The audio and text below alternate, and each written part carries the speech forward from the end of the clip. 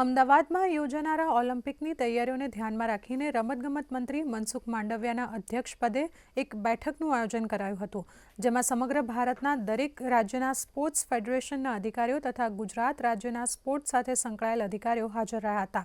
Asian games અને Commonwealth games બાબતે શું તૈયારીઓ જરૂરી છે તે બાબતે માહિતીનું આદાન પ્રદાન કરવામાં આવ્યું હતું અને કાર્યક્રમમાં મનસુખભાઈ માંડવિયાએ ભારત સરકાર દ્વારા રમતગમત ક્ષેત્રે ભવિષ્યમાં રમતવીરો માટેની યોજનાઓના અમલીકરણ પર ભાર મૂક્યો હતો.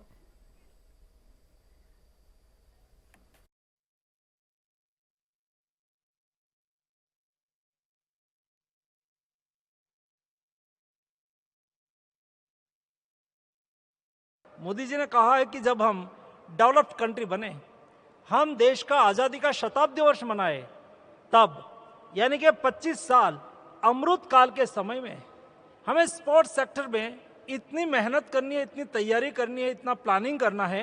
हम दुनिया के 1 से 5वें क्रम के स्पोर्टिंग नेशन के रूप में उभरे. ये बनाने के लिए, वहां तक पहुंचने के लिए एक मेडल स्ट्रेटेजी का आयोजन करा गया और हमें इच्छा शक्ति के साथ आगे बढ़ना है.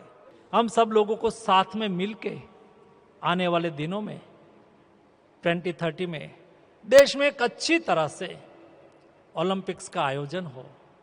ये ओलंपिक्स के आयोजन से हम दुनिया को संदेश देते हैं दोस्तों, हम कर सकते हैं, हम सक्षम हैं.